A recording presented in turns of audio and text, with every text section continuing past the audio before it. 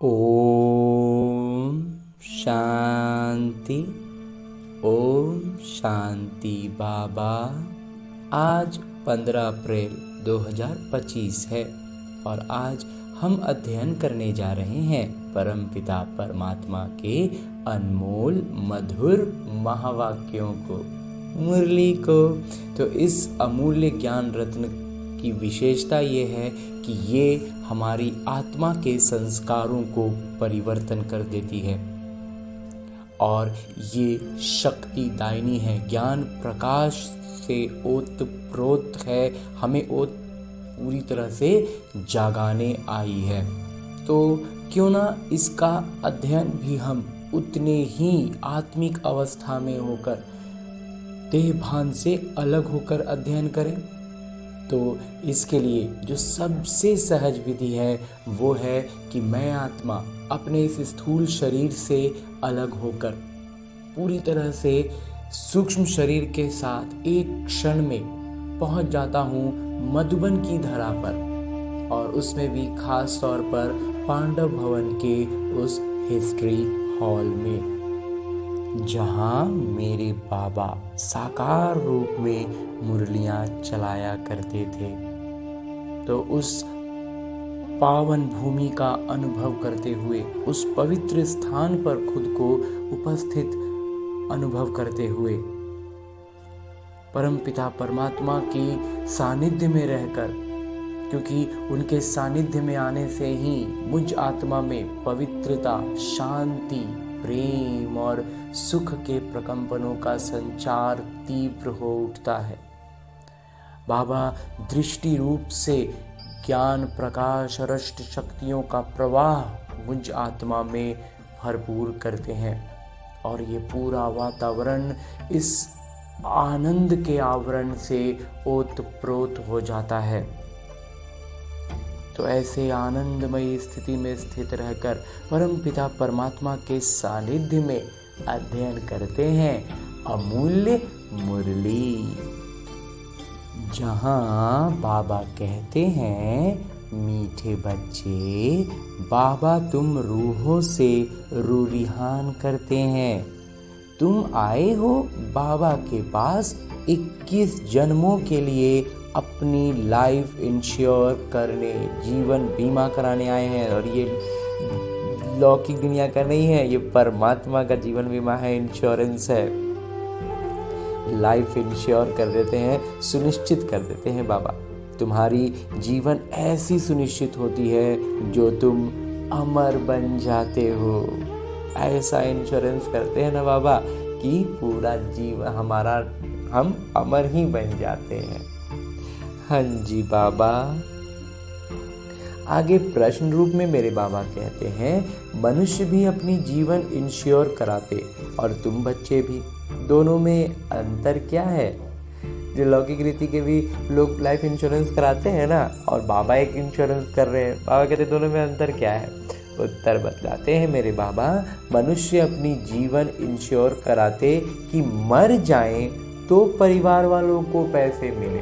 जो लौकिक रीति की जो इंश्योरेंस होती है उसमें क्या होता है, जब आदमी मर जाएगा ना तो उसके पीठ पीछे उसके परिवार को पैसे मिलेंगे।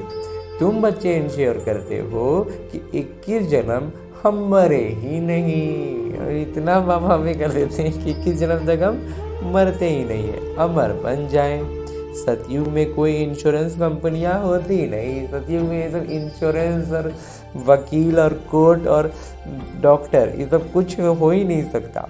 अभी तुम अपनी लाइफ इंश्योर कर देते हो। बाबा हमारा जीवन ऐसा सुनिश्चित कर देते हैं, फिर कभी मरेंगे नहीं, ये खुशी रहनी चाहिए। हमारा जीवन बाबा ने इंश्योरेंस कर दिया है, हम उन्होंने सुनिश्चित कर दिया, हमारा जीवन उनका मोहर लग गया, तो फिर तो मौत हो ही नहीं सकती। तो इस खुशी में रहनी चाहिए। बहुत खुशी है बाबा, बहुत ज़्यादा खुशी है, क्योंकि हम अब अमर बन गए हैं।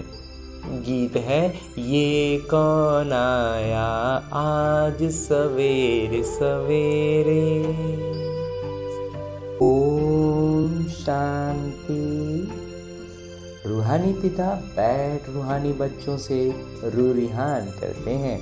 तुम बच्चे जानते हो बाबा हमको अभी 21 जन्म तो क्या 40-50 जन्मों के लिए इंश्योर कर रहे हैं, सुनिश्चित कर रहे हैं। 40-50 भी नहीं बाबा, पूरा 84 जन्म आपने हमारा सुनिश्चित कर दिया है। वो लोग इंश्योर करते हैं, वो लोग जो इंश्योरेंस कराते हैं कि मर जाएं तो उनके परिवार को पैसे मिलें। तुम इंश्योर करते हो 21 जन्मों के लिए, मरे ही नहीं। बाबा जो हमारा इंश्योरेंस कर रहे हैं, हमारी जो जीवन सुनिश्चित कर रहे हैं, वो 21 जन्मों के लिए तो हम मरेंगे ही नहीं, अमर बनाते हैं ना। तुम अमर थे, मूल वतन में भी अमर लोक हैं। मूल वतन भी तो अमर लोक है, इसलिए बाबा कहते हैं तुम्हें बाबा अमर बना देते हैं। तो बाबा का इंश्योरेंस कितना श्रेष्ठ है। वहाँ मरने जीने की बात नहीं रहती, वो है आत्माओं का निवास स्थान। अब ये रूरिहान बाबा अपने बच्चों से करते हैं और कोई से नहीं करते। जो रूह अपने को जानती है उनसे ही बात करते हैं। जिन्होंने बाबा को पहचाना है, खुद को जाना है कि मैं आत्मा हूँ, वही बाबा से बात करते, बाबा उन्हीं बच्चों से बात करते हैं। बाकी और कोई बाबा की भाषा को समझेंगे नहीं। प्रदर्शनी में इतने आते हैं, तुम्हारी भाषा को समझते हैं क्या? कोई मुश्किल थोड़ा समझते हैं, कोई होते हैं जो थोड़ा बहुत उनको समझ में आता है ना, तो हमारी भाषा उनको समझ में नहीं आती। ज्ञान की जो बातें हम बतलाने लगे अगर सीधे सीधे। तुमको भी समझाते समझाते कितने वर्ष हुए हैं, तो भी कितने थोड़े समझते हैं। है भी क्षण में समझने की बात। बाबा कहते हैं वास्तव में ये समझने की जो बात है ना, वो एक क्षण में समझ में आ जाएगी। बस उस आत्मा तक तीर लगने की बात होती है। हम आत्माएं जो पावन थीं वहीं पतित बनी हैं, फिर हमको पावन बनना है। उसके लिए स्वीट फादर को, मीठे बाबा को याद करना है। बाबा इतने मीठे हैं तो वो हमेशा याद में रहना चाहिए। उनसे मीठा और कोई चीज़ होती नहीं, उनसे मीठी कुछ नहीं हो सकती। सारी मिठास उन्होंने ही सब में डाली है। जो लौकी मिठाई भी हो ना, उसकी मिठास भी बाबा ने उसमें भरी है। इस याद करने में ही माया के विघ्न पड़ते हैं। और बाबा कहते हैं इसलिए बाबा को याद करने में माया अपनी तरफ से पूरा कोशिश करता है, विघ्न डालता है। ये भी जानते हो बाबा हमको अमर बनाने आए हैं। पुरुषार्थ कर अमर बन, अमरपुरी का मालिक बनना है। अमर तो सब बनेंगे, सतयुग को कहाँ ही जाता है अमर लोग। ये है मृत्यु लोग। ये अमर कथा है। ऐसे नहीं कि सिर्फ शंकर ने पार्वती को अमर कथा सुनाई, वो तो सब है भक्ति मार्ग की बातें। तुम बच्चे सिर्फ मुझ एक से ही सुनो, मामेकम याद करो। ज्ञान मैं ही दे सकता हूँ। ड्रामा प्लान अनुसार सारी दुनिया तमो प्रधान बनी है। नाटक में, ड्रामा में ये ऐसा है कि पूरी दुनिया धीरे धीरे तमो प्रधान बनती है। अमरपुरी में राज्य करना, उसको ही अमर पद कहा जाता है। वहाँ इंश्योरेंस कंपनियाँ आदि होती नहीं। आज जो जितनी सारी इंश्योरेंस की कंपनियाँ हैं ना, बाबा कहते हैं वहाँ थोड़ी कुछ होगा। वहाँ पर डॉक्टर भी नहीं होंगे, वहाँ पर वकील कोर्ट भी नहीं होगा, तो वो दुनिया ही बिल्कुल अलग होगी। तो बाबा कहते हैं तो अभी ही हमारा इंश्योरेंस बाबा ने कर दिया। अभी तुम्हारी लाइफ इंश्योर कर रहे हैं, सुनिश्चित कर देते हैं बाबा हमारा जीवन। तुम कभी मरेंगे नहीं, ये बुद्धि में खुशी रहनी चाहिए। हम अमरपुरी के मालिक बनते हैं तो अमरपुरी को याद करना पड़े। वाया मूल वतन ही जाना होता है। बाबा कहते हैं जाना होता है मूल वतन होकर के। ये भी मन मना भव हो जाता।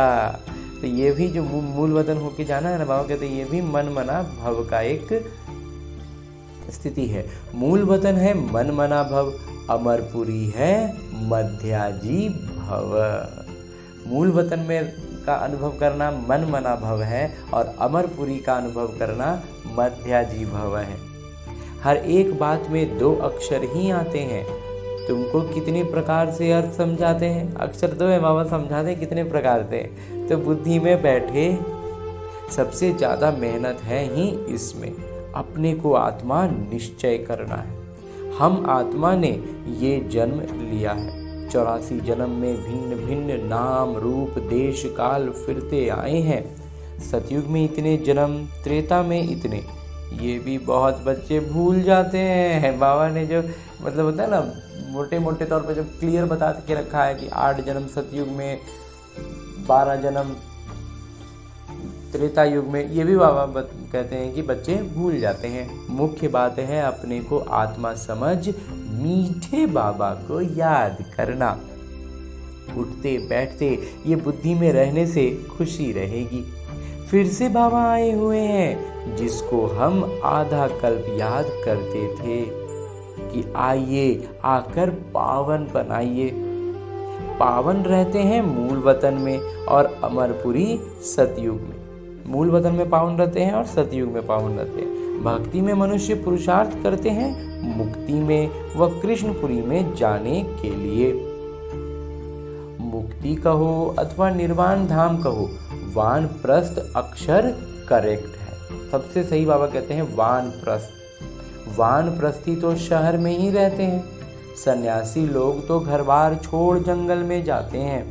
आजकल के वानप्रस्थियों में कोई दम नहीं है। सन्यासी तो ब्रह्म को भगवान कह देते, ब्रह्म लोक नहीं कहते।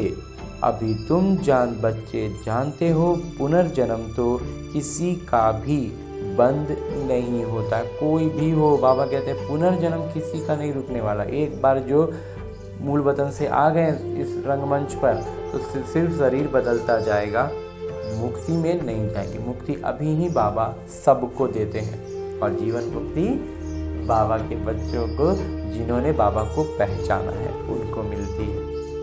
तो अपना अपना किरदार सब निभाते हैं। आवागमन से कभी छूटना नहीं है। इस समय करोड़ों मनुष्य हैं और भी आते रहेंगे, पुनर्जन्म लेते रहेंगे।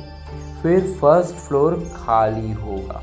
फिर जो वहाँ से आ रहे हैं ना, बाबा कहते हैं वो पूरा खाली हो जाएगा। मूल वतन है फर्स्ट फ्लोर, सूक्ष्म वतन है सेकंड फ्लोर और ये है थर्ड फ्लोर, अथवा इसको ग्राउंड फ्लोर कहो।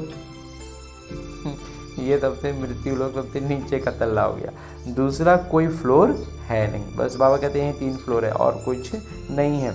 वो समझते हैं सितारे में भी दुनिया है, ऐसा है नहीं। विज्ञान में भी हमको क्या बताया जाता है कि सितारों में भी अपनी अपनी एक दुनिया चल रही है। बाबा कहता है ऐसा कुछ नहीं है। फर्स्ट फ्लोर में आत्माएं रहती हैं, बाकी मनुष्यों के लिए तो ये दुनिया है। आत्माओं के लिए फर्स्ट फ्लोर है, एकदम सबसे ऊपर तल्ला में। बाकी आत्माएं जो हैं वो इसी ग्राउंड फ्लोर पर सब हैं। तुम बेहद के वैरागी बच्चे हो।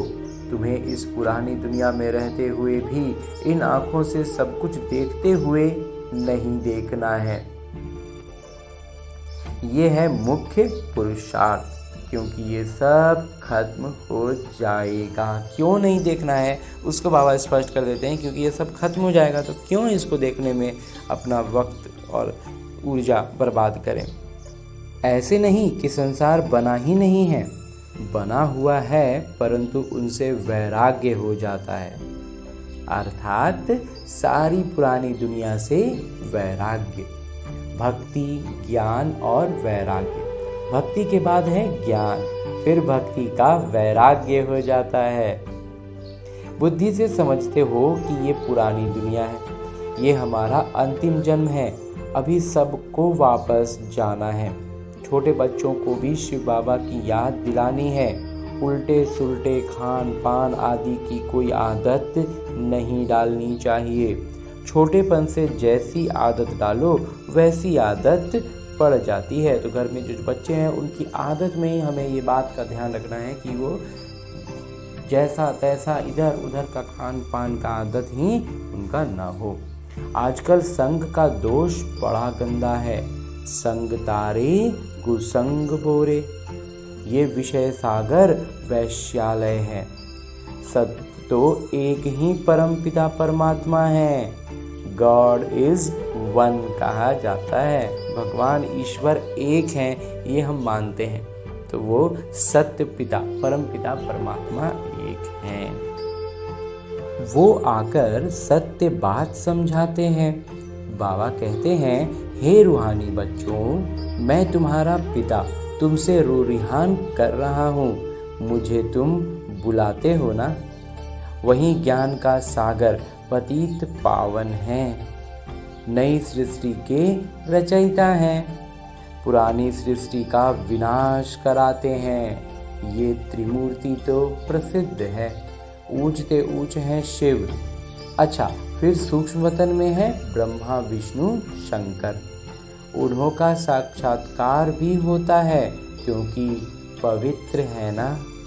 उन्हों को चैतन्य में इन आँखों से देख नहीं सकते, बहुत नौधा भक्ति से देख सकते हैं। भक्ति अगर कर रहे हैं तो एकदम नौधा भक्ति, एकदम पूर्ण समर्पण वाला भक्ति होता है, तब जाकर के दिखते हैं, साक्षात्कार होता है। समझो कोई हनुमान का भक्त होगा तो उनका साक्षात्कार होगा। शिव के भक्त को तो झूठ बताया गया है कि परमात्मा अखंड ज्योति स्वरूप है, और कहते हैं हनुमान का भक्त रहेगा तो उसको तो हनुमान का दर्शन होगा। शिव का भक्त को तो बात ही झूठ बता दी गई कि वो अखंड ज्योति स्वरूप है। बाबा कहते हैं मैं इतनी छोटी सी बिंदी हूँ, वो कहते अखंड ज्योति स्वरूप अर्जुन को दिखाया। उसने कहा बस मैं सहन नहीं कर सकता हूँ। उनको दीदार हुआ तो ये गीता में लिखा हुआ है। मनुष्य समझते हैं अखंड ज्योति का साक्षात्कार हुआ। अब बाबा कहते हैं ये सब भक्ति मार्ग की बातें दिल खुश करने की हैं, मन बहलाने की। बच्चों को फुसलाया जाता है ना, वैसे फुसला दिया कि इतना तेज है, इतना बड़ा अखंड ज्योति है, ना आदि दिखेगा ना अंत दिखेगा, इतना बड़ा ज्योति है, इतना तेज होगा कि सहन नहीं होगा। बाबा कहते हैं क्योंकि भगवान भाई शक्तिशाली है ना, तो वैसा मन में भावना बनेगा, तो उसी को पुष्टि करने के लिए मन बहला दिया गया। मैं तो कहता ही नहीं हूँ कि मैं अखंड ज्योति स्वरूप हूँ। जैसे बिंदी मिसल तुम्हारी आत्मा वैसे मैं हूँ। जैसे तुम्हारी आत्मा बिल्कुल बिंदी मिसल है वैसे ही मैं हूँ। जैसे तुम नाटक के बंधन में हो वैसे मैं भी नाटक के ड्रामा के बंधन में बंधा हुआ हूँ। सब आत्माओं को अपना अपना किरदार मिला हुआ है। पुनर्जन्म तो सबको लेना ही है, नंबरवार सबको आना ही है। पहले नंबर वाला फिर नीचे जाता है। कितनी बातें समझाते हैं। ये समझाया है कि सृष्टि रूपी चक्र फिरता रहता है। जैसे दिन के बाद रात आती है, वैसे कलयुग के बाद सतयुग, फिर त्रेता द्वापर और फिर कलयुग, फिर संगम युग आता है। संगम युग पर ही बाबा चेंज करते हैं। जब संगम आया तो वही समय है परिवर्तन करने का। जो सतो प्रधान थे अब वही तमो प्रधान बने हैं, वहीं फिर सतो प्रधान बनेंगे। बुलाते भी हैं हे पतित पावन आइए। तो अब बाबा कहते हैं मन मना भव। मैं आत्मा हूँ, मुझे बाबा को याद करना है।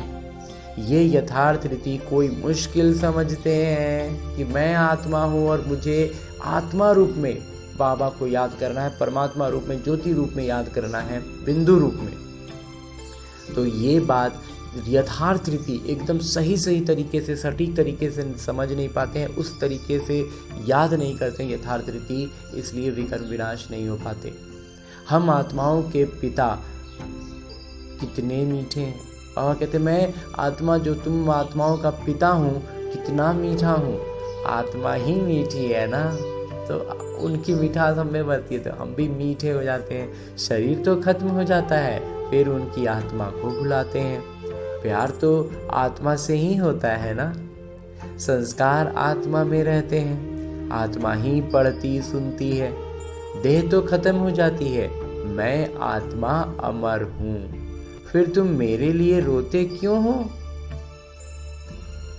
ये तो देह अभिमान है ना। बाबा कहते हैं रोने का मतलब है देह अभिमान, तो रोने की जरूरत नहीं, मैं आत्मा अमर हूँ।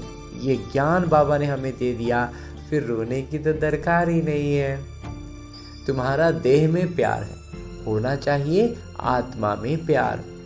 अविनाशी चीज में प्यार होनी चाहिए, आत्मा में प्यार होना चाहिए, आत्मा से प्यार होना चाहिए। ये शरीर से विनाशी चीज से प्यार क्यों करें?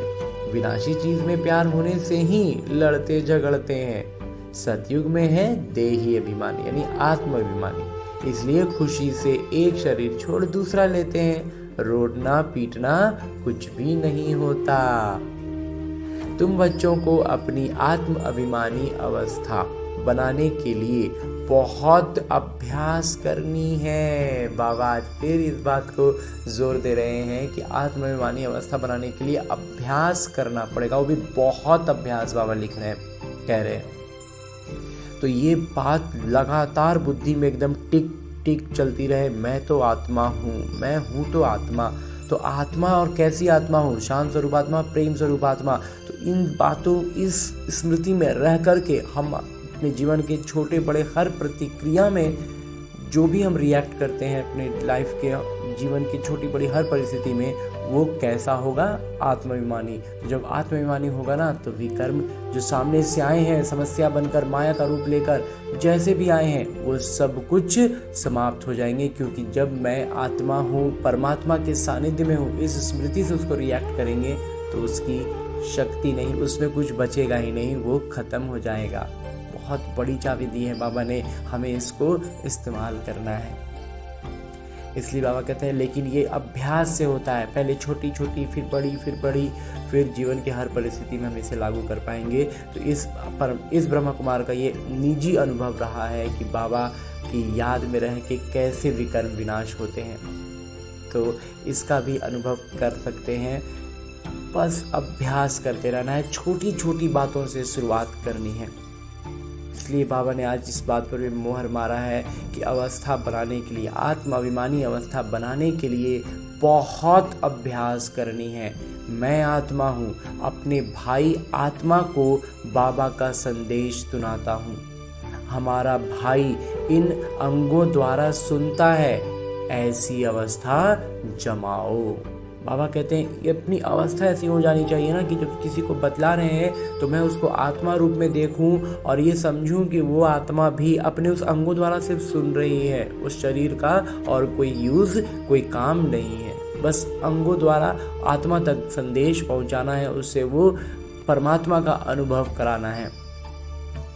ऐसी अवस्था जमाने का हमें अभ्यास करना है। बाबा को याद करते रहो तो विकर्म विनाश होते रहेंगे। लगातार छोटे बड़े जो विकर्म का बोझ आ रहा है ना, वो लगातार उतरना शुरू हो जाता है। खुद को भी आत्मा समझो, उनको भी आत्मा समझो, तब पक्की आदत हो जाए। ये है गुप्त मेहनत। बाबा कहते इसमें है वास्तविक मेहनत, गुप्त मेहनत। अंतर्मुख हो, इस अवस्था को पक्का करना है। और इस अवस्था को पक्का कैसे कर सकते हैं? अंतर्मुखी बनकर। आगे बाबा कहते हैं जितना समय निकाल सको उतना इसमें लगाओ। 8 घंटा तो धंधा आदि भल करो, नींद भी करो, बाकी इसमें लगाओ। 8 घंटा तक पहुंचना है, तब तुमको बहुत खुशी रहेगी। बाबा कहते हैं शुरुआत भले 1 मिनट से करें, लेकिन इसमें समय बढ़ाते जाना है, बढ़ाते जाना है। कहाँ तक लेकर जाना है? अंतिम में भी बाबा कहते हैं 8 घंटा धंधा भी करते रहेंगे, 8 घंटे में नित्य क्रिया और नींद भी करेंगे, तो लेकिन बाकी जो 8 घंटे बचे वो उस माने लास्ट अवस्था, लास्ट स्टेज है हमारी पराकाष्ठा का, वो है 8 घंटा याद में रहना, पूर्ण रूप से याद में रहना। तो बाबा कहते हैं खुशी बहुत रहेगी। तो ये अभ्यास का इस जन्म के लिए फिलहाल इस ब्राह्मण जीवन का उद्देश्य हमें यहाँ तक रखना है। उसके परिणाम स्वरूप तो फिर हमें देवी देवता पद सब कुछ है, लेकिन वर्तमान में जो हमारा उद्देश्य है वर्तमान के लिए वो यही है कि हमें अपने इस आत्मवाणी अवस्था में रहने का, याद में रहने का समय 1 मिनट से शुरू करके 8 घंटे तक पहुंचाना है। पतित पावन बाबा कहते हैं मुझे याद करो तो तुम्हारे विकर्म विनाश हो, और ये विकर्म विनाश होते हैं क्योंकि बाबा की याद में रहकर हम हर प्रतिक्रिया हमारी शांत स्वरूप हो जाती है, प्रेम स्वरूप हो जाती है। तो फिर विकर्म का जो भी रूप सामने आया है ना, वो वहीं धराशाही हो जाता है, विकर्म विनाश हो जाते हैं। उसी समय ये अनुभव भी होता है तो खुशी और बढ़ जाती है। ज्ञान तुमको अभी ही संगम पर मिलता है। महिमा सारी इस संगम युग की है, जब बाबा बैठ तुमको ज्ञान समझाते हैं। इसमें स्थूल कोई बात नहीं। बाबा कहते हैं स्थूल रीति की कोई बात नहीं, मुझे ये हो जाए, मेरा ये हो जाए, मेरा ये काम, मेरा वो काम। बाबा कहते हैं ये सब कुछ है ही नहीं। ये आंखों से दिखने वाली दुनिया तो रहेगी ही नहीं, तो इसमें क्यों अपना समय व्यर्थ कर रहे हैं। बाबा इसलिए कहते हैं कि यहाँ लौकिक की कोई, स्थूल की कोई बात नहीं। ये जो तुम लिखते हो वो सब खत्म हो जाएगा। नोट भी इसलिए करते हैं तो पॉइंट्स नोट होने से याद रहेगी। बाबा कहते हैं जो तुम लंबा चौड़ा लिखते हो ना, ये सब खत्म हो जाएगा। तो इसलिए लिखना भी क्या, बस में मुख्य मुख्य बिंदु, जो कोई बिंदु एकदम बुद्धि को एकदम से लगता है ना, एकदम बाबा ने तट से एकदम तीर मारा। रोज़ बाबा हमें ऐसा ऐसा ज्ञान रत्न देते हैं कि कोई कोई रत्न एकदम सीधे हृदय में आकर समा जाता है। तो उन मोतियों को भले लिख लो, पॉइंट्स नोट होने के लिए याद रहेगी। पॉइंट्स नोट करो ताकि याद रहे। कोई की बुद्धि तीखी होती है तो बुद्धि में ही याद रहती है। हाँ जी बाबा, बुद्धि में याद हो जाती है वो बात, वो ऐसे सीधे बैठ जाती है कि फिर उसको दोबारा कहीं लिखने का भी ज़रूरत नहीं पड़ता है। नंबरवार तो है ना, मुख्य बात बाबा को याद करना है और सृष्टि चक्र को याद करना है। कोई विकर्म नहीं करना है, गृहस्थ व्यवहार में भी रहना है, पवित्र जरूर बनना है। कोई गंदे ख्यालात वाले बच्चे समझते हैं हमको ये फलानी बहुत अच्छी लगती है, इनसे हम गंधर्वी विवाह कर लें, परंतु ये गंधर्वी विवाह तो तब कराते हैं जब मित्र संबंधी आदि बहुत तंग करते हैं। तो उनको बचाने के लिए बाबा कहते हैं किसी किसी के मन में ना विकारी ख्यालात आते हैं तो क्या करते हैं, नाम क्या देते हैं कि हम गंधर्वी विवाह कर लें, मतलब खाली विवाह करेंगे, पवित्र रहेंगे। लेकिन बाबा कहते हैं लेकिन वो तो तब होता है जब मित्र संबंधी जिस परिवार समाज में है वो बहुत तंग कर रहे हैं कि बिना विवाह के हम नहीं रहने देंगे। तो वैसे में गंधर्वी विवाह करके उनके लिए हो गया कि विवाहित हो गई और निज तौर पर वो पवित्र भी रह गई। तो बाबा कहते हैं उसके लिए होता है, उनको बचाने के लिए होता है। ऐसे थोड़ी ही सब कहेंगे हम गंधर्वी विवाह करेंगे, तो अगर वैसे करके सब कोई गंधर्वी विवाह के नाम पर सब कोई विवाह करना शुरू कर दे तो बाबा कहते हैं थोड़ी होगा, वो कभी रह नहीं सके। क्योंकि ख्यालात, सबसे शुरुआती ख्यालात क्या था, विकारी, बेस में ही विकार था। तो बाबा कहते हैं वो पवित्र थोड़ी फिर रह सकेंगे, पहले दिन ही जाकर गटर में गिर पड़े, पहले ही दिन जाके गिरेंगे। नाम रूप में दिल लग जाती है, वो तो बड़ी खराब बात है। गंधर्वी विवाह करना कोई मासी का घर नहीं है। गंधर्वी विवाह करना बाबा कहते हैं मासी का घर नहीं है कि हाँ शादी कर ली और ऐसे ही रह गए। एक दूसरे से दिल लगी तो कह देते गंधर्वी विवाह करें। इसमें संबंधियों को बड़ा खबरदार रहना चाहिए, समझना चाहिए ये बच्चे काम के नहीं। जो गंधर्वी विवाह का बात दोनों तरफ से अगर कर रहे हैं तो आप कहते हैं ये काम के नहीं रहे, ये हो गया इनका ब्राह्मण जीवन खत्म। जिससे दिल लगी है उससे हटा देना चाहिए, नहीं तो बातें करते रहेंगे। तो बाबा कहते हैं संबंधियों को, जो आसपास में जो संबंध संपर्क में ब्राह्मण बच्चे हैं, उनको ये बात का ध्यान रखना चाहिए और उनका कम्युनिकेशन तोड़ देना चाहिए, नहीं तो बात करते रहेंगे, दिल वहीं फंसी रहेगी, लगी रहेगी। इस सभा में बड़ी खबरदारी रखनी होती है, आगे चल बड़े कायदे से सभा लगेगी, ऐसे ऐसे ख्यालात वालों को आने नहीं देंगे। बाबा कहते हैं आगे जो बड़ी बड़ी सभाएं लगेंगी ना, वहाँ ऐसे ऐसे ख्यालात वालों को आने भी नहीं देंगे बाबा, क्योंकि आप वहाँ बैठे हैं, उपस्थित हैं और आपके विचार जो है ना वो बाबा को दिख रहे हैं कि काम ही चल रहे हैं, काम विकार में किसी किसी को दृष्टि आप उस नज़र से देख रहे हैं, तो बाबा कहते हैं उनको आने ही नहीं मिलेगा। बाबा को तो सब पता चल जाएगा। तो जो बच्चे रूहानी सेवा पर तत्पर रहते हैं, जो योग में रहकर सेवा करते हैं, वही सतयुगी राजधानी स्थापन करने में मददगार बनते हैं। सेवा योग्य बच्चों को बाबा का निर्देश है, आराम हराम है। जो बहुत सेवा करते हैं वो जरूर राजा रानी बनेंगे। जो मेहनत करते हैं, आप समान बनाते हैं, उनमें ताकत भी रहती है। स्थापना तो ड्रामानुसार होना ही है। अच्छी रीति सब बिंदुएं धारण कर फिर सेवा में लग जाना चाहिए। आराम भी हराम है। बिल्कुल बाबा कहते हैं आराम करने का ज़रूरत नहीं है। जो इतना मिनिमम जितना नींद का शरीर को ज़रूरत है उतना नींद करो और बस अलग से आराम कर रहे हैं, थक गए, बाबा कहते हैं ये सब बिल्कुल नहीं। सेवा ही सेवा, तब ऊंच पद पाएंगे। बादल आए और रिफ्रेश होकर गए सेवा पर। मधुबन आने का मतलब क्या? आए, तरोताज़ा हुए, बाबा से शक्तियाँ और भर ली और फिर जाकर बरसे। सेवा तो तुम्हारी बहुत निकलेगी, किस्म किस्म के चित्र निकलेंगे जो मनुष्य झट समझ जाएं। ये चित्र आदि भी इम्प्रूव होते जाएंगे। इसमें भी जो हमारे ब्राह्मण कुल के होंगे वही अच्छी रीति समझेंगे। समझाने वाले भी अच्छे हैं तो कुछ समझेंगे।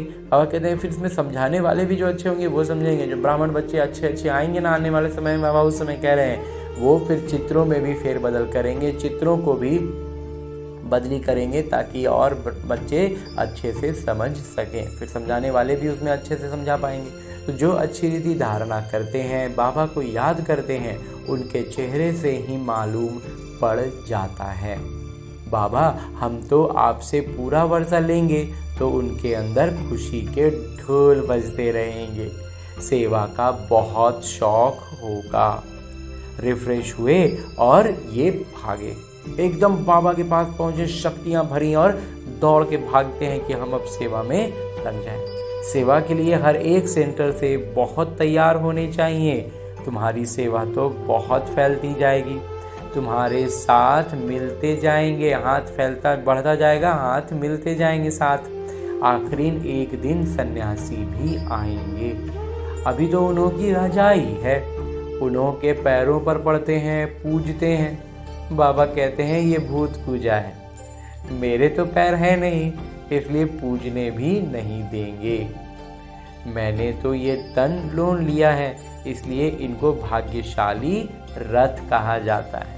तो बाबा कहते हैं अभी सन्यासियों का क्या रजाई चल रहा है, उन लोग आते हैं, उनको चरण वंदना करते हैं, उनकी पूजा कर रहे हैं, तो उनके लिए तो अभी रजाई चल रहा है, तो इसलिए वो अभी नहीं आ रहे। लेकिन अंत में एक दिन आएगा, बाबा कहते हैं, जब वो भी आएंगे। और लेकिन यहाँ पर ये पूजा करने की और पैर पकड़ने की बाबा कहते होगा ही नहीं, क्योंकि मेरे तो पैर है नहीं और जो तन का है वो तो भाग्यशाली रथ है। इस समय तुम बच्चे बहुत सौभाग्यशाली हो, क्योंकि तुम यहाँ ईश्वरीय संतान हो। गायन भी है, आत्माएं परमात्मा अलग रहे बहुकाल। तो जो बहुकाल बहुत काल से अलग रहे हैं वहीं आते हैं, उनको ही आकर पढ़ाता हूँ। श्री कृष्ण का ये अंतिम जन्म है, इसलिए नाम भी इस एक का श्याम सुंदर पड़ा है। शिव को का तो किसी को पता नहीं है कि क्या चीज़ है। ये बात बाबा ही आकर समझाते हैं कि श्री कृष्ण जो है वो पहले राजकुमार हैं, नहीं तो भक्ति में तो हम ये जानते ही नहीं है। तो मैं हूँ परमात्मा, परम धाम में रहने वाला हूँ, तुम भी वहाँ के रहने वाले हो। मैं सुप्रीम पतित पावन हूँ। बाबा कहते हैं मैं सर्वोच्च हूँ जो पतित को पावन बनाता हूँ। तुम अभी ईश्वरीय बुद्धि वाले बने हो, ईश्वर की बुद्धि में जो ज्ञान है वो तुमको सुना रहे हैं। तो हमारी बुद्धि में भी अब ईश्वरीय ज्ञान भर रहा है ना, ईश्वरीय शक्तियाँ भर रही हैं, ईश्वरीय गुण भर रहे हैं। तो सतयुग में भक्ति की बात नहीं होती, ये ज्ञान तुमको अभी मिल रहा है। हाँ जी बाबा सबसे निकट हमारे अभी ही है। अच्छा, मीठे मीठे सिकिलते बच्चों प्रति माता पिता बाबा का याद प्यार और आशीर्वाद। रूहानी बाबा की रूहानी बच्चों को नमस्ते। हम रूहानी बच्चों की ओर से रूहानी माता पिता को याद प्यार और प्रणाम। धन्यवाद बाबा, धन्यवाद। मुरली के लिए भी धन्यवाद और इस अनूठे अलौकिक ब्राह्मण जीवन के लिए भी बहुत बहुत बहुत धन्यवाद बाबा, बहुत धन्यवाद। आगे आज की मुरली से लिए गए वो प्रमुख बिंदु हैं जिन्हें हमें अपने ब्राह्मण जीवन में धारण करने हैं और ब्राह्मण सो देवता बनना है। तो इसके लिए जो सबसे पहली बिंदु है वो है अंतर्मुखी होकर अपनी अवस्था को जमाना है। अभ्यास करना है कि मैं आत्मा हूँ, अपने भाई आत्मा को पिता का संदेश देता हूँ। ऐसा आत्म अभिमानी बनने की गुप्त मेहनत करनी है। हाँ जी बाबा। और दूसरा बिंदु है कि रूहानी सेवा का शौक रखना है। आप समान बनाने की मेहनत करनी है। संग का दोष बड़ा गंदा है, उससे अपने को संभालना है। उल्टे खान पान की आदत नहीं डालनी है। हाँ जी बाबा। खान पान की आदत से काफ़ी ऊपर आ गए बाबा। और आगे मेरे बाबा वरदान दे रहे हैं। वरदान देते हुए मेरे बाबा कहते हैं, विश्व कल्याण के कार्य में सदा व्यस्त रहने वाले विश्व के आधार मूर्त भव। विश्व नया दुनिया जो बाबा बसा रहे हैं उसका आधार बनने का अवसर हमें मिल रहा है, वरदान हमें मिल रहा है। विस्तार से बाबा कहते हैं कि विश्व कल्याणकारी बच्चे स्वप्न में भी फ्री नहीं रह सकते, मतलब एकदम बेफिक्र जिसको बोलते हैं ना, क्योंकि बाबा कहते हैं ज्ञान का ओना होना चाहिए, सेवा का ओना, फिक्र रहनी चाहिए। वो एकदम ज्ञान का भी और सेवा का भी फिक्र ना रहे। बाबा कहता है ऐसा नहीं हो। जो दिन रात सेवा में व्यस्त रहते हैं उन्हें स्वप्न में भी कई नई नई बातें, सेवा की योजनाएं व तरीके दिखाई देते हैं। वे सेवा में व्यस्त होने के कारण अपने पुरुषार्थ के व्यर्थ से और औरों के भी व्यर्थ से बचे रहते हैं। खुद का भी व्यर्थ बहुत जो जाता है वो भी बच जाता है, और उनके इस प्रभाव से, उनकी इस अवस्था से दूसरों का भी व्यर्थ समाप्त हो जाता है, वो भी बच जाते हैं। तो उनके सामने बेहद विश्व की आत्माएं सदा इमर्ज रहती है। बेहद दुनिया जो बाबा बसा रहे हैं, बेहद की जो बात बाबा कह रहे हैं, बुद्धि वहाँ पहुँचा हुआ रहता है, उन्हें ज़रा भी अलबेलापन आ नहीं सकता। ऐसे सेवाधारी बच्चों को आधार मूर्त बनने का वरदान प्राप्त हो जाता है। जो दिन रात सेवा में व्यस्त रहते हैं, उनके स्वप्न में भी सेवा ही चलती रहती है। बाबा कहते हैं उनको आधार मूर्त बनने का वरदान प्राप्त हो जाता है। हाँ जी बाबा। और आगे स्लोगन है, मुरली का उपदेश है कि संगम युग का एक एक क्षण वर्षों के समान है, इसलिए अलबेलेपन में समय नहीं गवाओ। बाबा कहते हैं अलबेलापन में जो समय बीत रहा है ना, वो नहीं बिताना है, वो नहीं करना है। एक एक क्षण उस आगे की सृष्टि के लिए एक एक वर्ष बन जाएगा। अभी का एक क्षण, उस समय का एक वर्ष, तो अभी जितना बर्बाद उतना साल वहाँ का हमारा कम हो रहा है। तो इसको हमें बहुत ज़्यादा ध्यान में रखना है। और इतना श्रेष्ठ ज्ञान मुरली सुनने के बाद, अध्ययन करने के बाद, वरदान लिया हमने, उपदेश सुन लिया। अब बाबा इसी अव्यक्त रूप में स्थित रहकर एक इशारा भी दे रहे हैं, और जो इशारा है वो है कंबाइंड रूप की स्मृति से सदा विजयी बनो। बाबा और मैं आत्मा और परमपिता परमात्मा दोनों कंबाइंड हैं। बिल्कुल ऐसे ही जैसे मैं आत्मा इस शरीर से कंबाइंड हूँ। पता ही नहीं चलता है कि शरीर क्या अलग है और मैं आत्मा में क्या अलग है। इतना ज़्यादा हम मिक्स रहते हैं। इसको आत्माभिमानी स्थिति आने में कितना अभ्यास करते हैं, कितना कोशिश करते हैं, तब होते हैं। तो बिल्कुल वैसे ही अभ्यास हमें बाबा से जुड़े रहने का करना है, और उसके लिए हर दिन बाबा हमें एक विशेष विस्तार से उसका इस इशारे को स्पष्ट करते हैं। और आज के लिए जो बाबा ने स्पष्टता दी है वो है, जिसके साथ स्वयं सर्वशक्तिमान पिता कंबाइंड हैं, सर्व शक्तियाँ स्वतः उनके साथ होंगी ना।